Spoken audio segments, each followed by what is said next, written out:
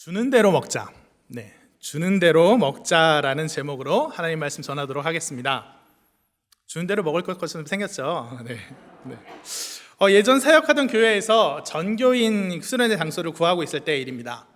거의 1000명 정도 되는 사람들이 먹고 자고 특히나 모여서 예배드릴 공간이 필요했기 때문에 항상 그 장소를 구하는 게 쉬운 일이 아니었어요. 그리고 특별히 그 해에는 음식이 정말 중요했습니다. 왜냐하면 그 전년도 수련회 때 다른 모든 게 정말 좋았는데 음식이 맛없고 늦게 나오고 모자라고 심지어 먹은 다음에 배가 아프다는 사람들이 종종 나오고 이래서 이번에는 반드시 음식이 괜찮은 곳으로 골라야 했습니다. 그래서 평이 좋은 곳으로, 식당의 평이 좋은 곳 위주로 골라서 답사를 가면서 요식업계에 종사하고 있는 청년을 같이 데리고 갔습니다. 점심시간에 맞춰서 가서 거기서 나오는 밥을 함께 먹었습니다.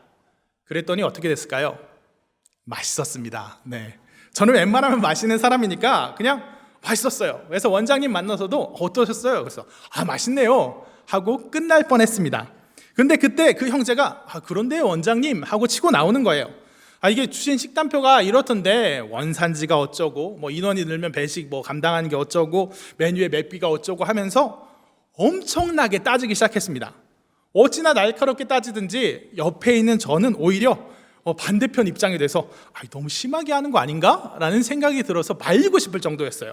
이렇게 이야기하는데 마치 내가 당신 말을 어떻게 믿습니까? 확실하게 얘기해 주십시오. 확실하게 구체적으로 약속을 정해 주십시오. 도장에 조건을 얘기하고 도장을 찍읍시다. 이런 뉘앙스가 너무나 많이 풍겨져 왔거든요. 그런데 원래 그렇게 하는 게 맞나 봅니다. 거기 원장님도 화내는 게 아니라 그렇죠 이렇게 해요. 그럼 그렇게 합시다. 역시 프로의 세계는 그런가 봐요. 그렇게 받아들여 주시더라고요. 그래서 그렇게 따질 것 다 따지고 확인할 것 다 하고 심지어 할인 받을 것도 다 받아서 나오면서 올라가는 가는 길에 다 같이 그 형제를 칭찬했습니다. 역시 전문가다. 나 혼자 왔으면 그냥 맛있네요 하고 끝날 뻔했다 하고 막 칭찬해주고 동행했던 준비위원들 다 그 형제 최고라고 이렇게 칭찬하고 있었어요. 그런데 갑자기 한 자매가 이렇게 얘기하는 겁니다. 그런데 오빠 그렇게 잘하니까 나중에 오빠랑 결혼하는 여자는 피곤하겠다 이러는 거예요. 그래서 얘는 왜 갑자기 이렇게 쓸데없는 얘기를 하나 싶었는데 나중에 알고 보니까 둘이 몰래 썸을 타고 있어서 그 피곤한 여자가 자기가 될까봐 걱정이 돼서 자기도 모르게 물어봤나 봐요. 그러자 역시나 그 형제가 썸이 깨질까봐 펄쩍 뛰면서 절대 아니야. 이게 일이니까 그렇지 나 집에 가면 그냥 엄마가 해주는 대로 먹어. 그냥 아무 말도 안 하고 먹어. 이렇게 이야기하는 겁니다. 그러면서 여기서 오늘 설교의 제목이 나왔는데 자기네 집에는 식사에 3원칙이 있다고 얘기하는 거예요. 자막 띄워주세요. 3원칙. 첫째 뭐냐? 주는 대로 먹자. 엄마가 주면 주는 대로 먹자. 둘째, 맛있게 먹자. 셋째, 다 먹자. 이거라는 겁니다. 어릴 때부터 그 어머니 권사님한테 교육을 단단히 받은 게 결국 입맛도 사람 마음에 달린 거라서 불평불만 하기 시작하면 더 맛없어진다. 그냥 조금 입에 안 맞더라도 맛있다 하고 맛있게 먹으면 진짜 맛있어진다. 그러니까 어차피 먹을 거 불평하지 말고 맛있게 먹어라. 그래서 남기지 마라. 이렇게 교육을 받았다는 거예요. 그래서 깨작거리거나 반찬 투정하면 사정없이 등짝을 두들겨 맞았다는 겁니다. 그래서 괜히 저한테 목사님네는 그런 규칙 없었어요? 라고 물어보길래 우리 집은 맛있게 먹자 다 먹자 이런 건 필요가 없었고 주는 대로 먹자 대신에 이런 규칙이 있었다고 얘기해 줬습니다. 뭐냐면 주는 것만 먹자. 주는 만큼만 먹자. 어머니가 잠깐 정신을 팔고 계시면 밥통에서 밥을 꺼내 먹고 있기 때문에 저희는 주는 것만 먹자 이랬습니다. 자꾸 제 부끄러운 치부를 자꾸 드러내는 것 같은데요. 그런데 여러분, 우리 인생의 마땅한 원칙 또한 이와 다르지 않습니다. 우리 인생을 온전히 책임지시는 분이 누구십니까? 하나님이십니다. 아멘이십니까? 우리가 인생에서 맞닥뜨리는 상황과 사건들 다 누구의 계획 가운데 있습니까? 하나님입니다. 아멘입니다. 하나님의 계획 가운데 있습니다. 그럼 우리가 인생에서 기쁨과 슬픔, 평탄함과 고단함의 다양한 문제를 맞닥뜨릴 때 우리는 어떤 자세를 취해야 될까요? 이것은 좋습니다. 그런데 이것은 싫습니다. 하나님, 이 부분만큼은 내 인생에서 도려내버리고 싶습니다. 이래야만 할까요? 하나님, 이 자는 내가 기꺼이 받들겠습니다. 하지만 이 자는 받지 못하겠습니다. 그렇게 안 먹고 바닥에 쏟아 버려야 될까요? 물론 이 아픔과 고난을 중지시켜 달라고 할 수는 있겠지만 그 와중에도 어쨌든 현재 그 문제가 내게 닥쳐온 이유가 분명히 있음을, 하나님의 선하신 뜻과 계획이 그 가운데 있음을 인정해야 할 것입니다. 그래서 그 고난의 쓴맛 뒤에 숨겨진 은혜의 참맛을 맛있다 하고 찾아내면서 하나님의 뜻이라면 끝까지 다 먹어 소화시킬 자세가 되어 있어야 하겠습니다. 그것이 바로 우리가 그리스도인으로서 하나님께 보내야 할 신뢰, 믿음입니다. 오늘 본문을 살펴보면서 구체적으로 이야기하겠습니다. 오늘 본문은 압살롬의 반란 사건을 다루고 있죠. 압살롬이 이스라엘 온 백성의 지지를 얻고 반란을 일으켰습니다. 그래서 다윗이 소 예루살렘을 버리고 도망가고 있었을 때의 이야기입니다. 그렇다면 이 상황을 살펴봤을 때 누가 더 분위기가 좋나요? 압살롬입니다. 압살롬이 더 분위기가 좋아요. 지금 그는 온 이스라엘 백성의 지지를 받고 있습니다. 많은 군대가 그와 함께하고 있습니다. 최고의 전략가 아히도벨도 그의 편입니다. 그 반면 다윗은 정말 한 줌의 부하들, 몇백 명 단위의 부하들과 함께 도망가고 있습니다. 소 예루살렘을 버리고 도망가고 있어요. 23절 보면 다윗과 함께한 사람들이 큰 소리로 울며 도망갔다고 나오는데요. 다 큰 어른들이 크게 울며 도망가고 있습니다. 그만큼 상황이 심각했던 거죠. 그런데 재미있는 사실이 있습니다. 압살롬과 다윗 중에 누가 더 불안해하느냐? 압살롬입니다. 상황만 보면 압살롬은 거의 다 이겼고 걱정할 일 하나 없을 것 같고 마음이 편할 것 같은데 불안합니다. 반대로 다윗은 오히려 평안합니다. 한번 사무엘하 17장 8절에서 10절 한번 띄워주시면 좋겠습니다. 지금 나오는 이 구절의 맥락이 어떤 맥락이냐면요, 다윗이 예루살렘 버리고 도망가니까 최고의 전략가 아히도벨이 압살롬에게 건의합니다. 압살롬이시여, 시간 끌 거 없습니다. 지금 다윗이 데리고 있는 병력이래봐야 몇백 명밖에 안 되니까 저한테 정예 병력, 당장 동원할 수 있는 정예 병력 12,000명만 주시면 제가 바로 가서 다윗을 처리하겠습니다. 그러면 모든 일이 끝납니다. 너무나도 당연하고 너무나도 정석적인 계획이에요. 만약 이대로 했다면 다윗은 진짜 그대로 끝장날 수밖에 없습니다. 다들 좋은 계획이라고 박수를 칩니다. 그런데 압살롬이 변덕을 부립니다. 우리 한 사람만 더 의견을 들어보자 하고 후세를 불러오라고 해요. 최고의 전략가 아히도벨에게 가장 좋은 작전을 들었으면서도 그에 비하면 능력도 떨어지고 충성도도 떨어지는, 실제로 다윗이 심어놓은 스파이였던 후세에게 굳이 의견을 들어보자고 해요. 왜 그럴까요? 아까 말했듯이 불안한 거예요. 지금 내 눈앞에 한쪽에는 이스라엘의 왕의 잔이 놓여져 있습니다. 반대편에는 반역자, 패배자의 잔이 놓여져 있어요. 그런데 나는 반드시 이 왕의 잔을 취해야만 하겠는 거예요. 그래서 왕의 잔이 비록 이제 거의 다 내게 왔지만 혹시라도 떨어뜨릴까 봐, 정말 만에 하나라도 이 왕의 잔이 아니라 패배자의 잔이 내게 주어질까 봐 불안한 거예요. 절대 그렇게 되면 안 되니까. 그래서 후세가 불려옵니다. 그리고 이 후세는 압살롬의 그 불안감을 정확하게 자극합니다. 우리 한번 같이 읽어볼까요?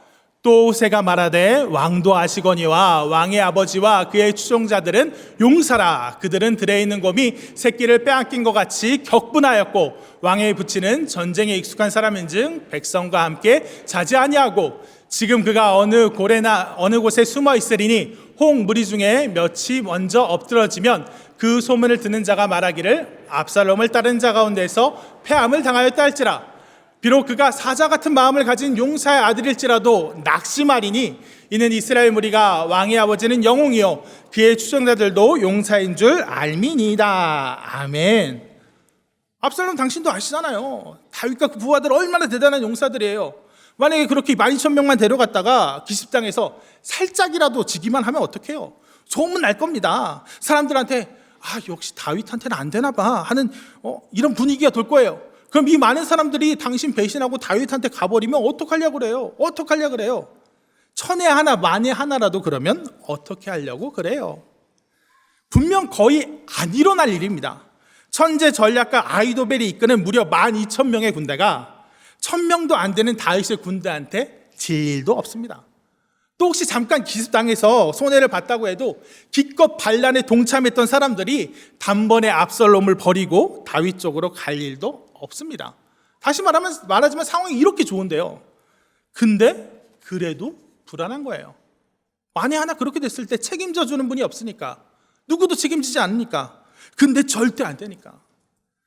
천에 하나라도 만에 하나라도 왕의 잔 대신 패배자의 잔을 들 수 없다는 그 집착이 그를 불안하게 합니다. 그런 다음 후세는 압살롬에게 아주 달콤한 이야기를 들려줍니다. 11절부터 13절 띄워주세요. 제가 그냥 설명하겠습니다. 나는 이렇게 계략을 세웠나이다 시작하죠. 자, 그러지 마시고 단부터 부엘세바까지, 우리나라로 치면 백두에서 할라까지 온 이스라엘 모든 백성을 모읍시다. 그런 다음 괜히 남한테 맡기지 말고, 남 믿지 말고 당신이 직접 그 바닷가의 많은 모래와 같은 백성을 거느리고 다가서 다윗을 쳐부수십시오. 표현도 참 멋있게 하죠.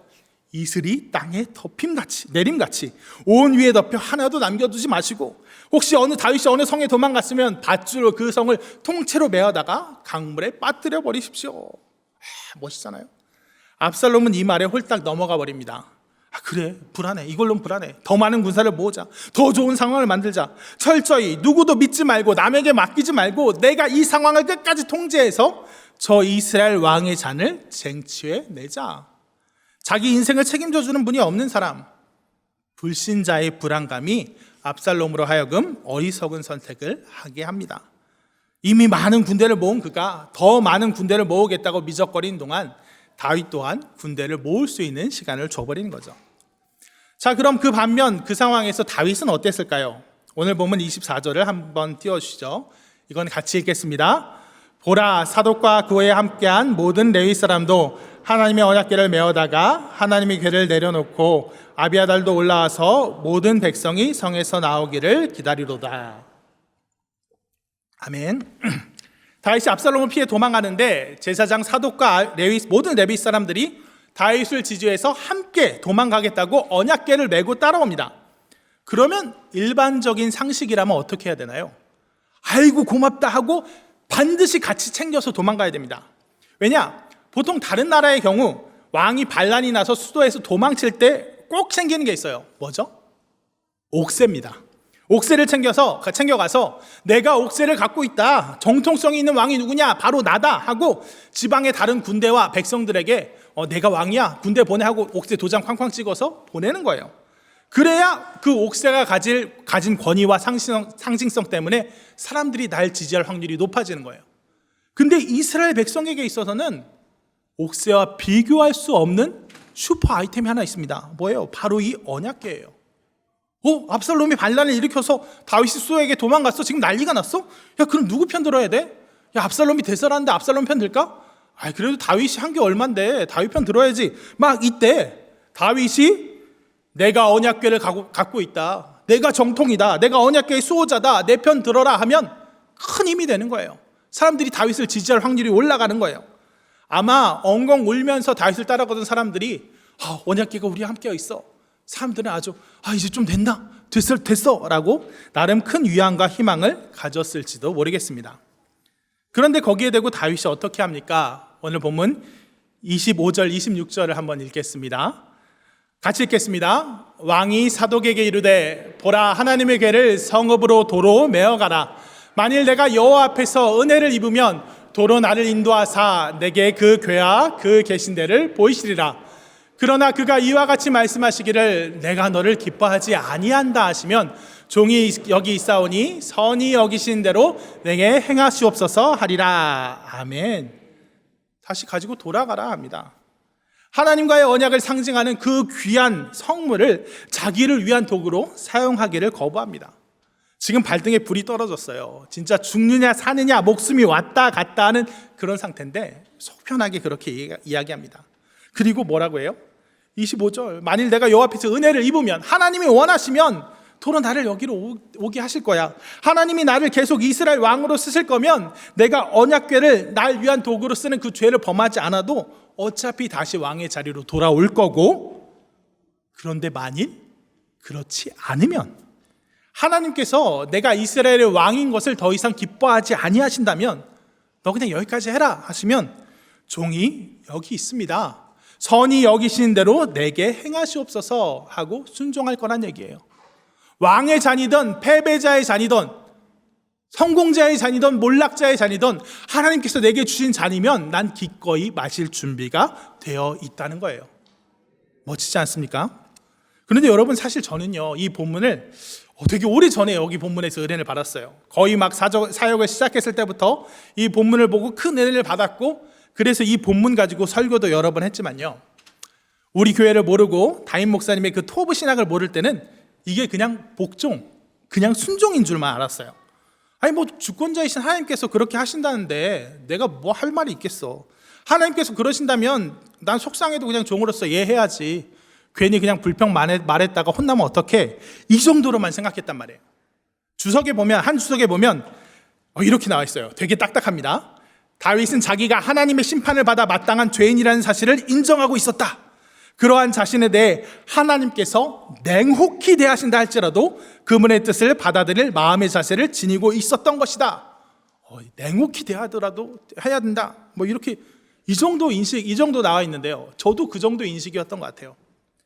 그런데 담임 목사님을 알고 또 우리 교회 오게 되고 특별히 그 토부의 신학에 대해서 배우게 되니까 이 본문을 보는 눈이 달라졌습니다.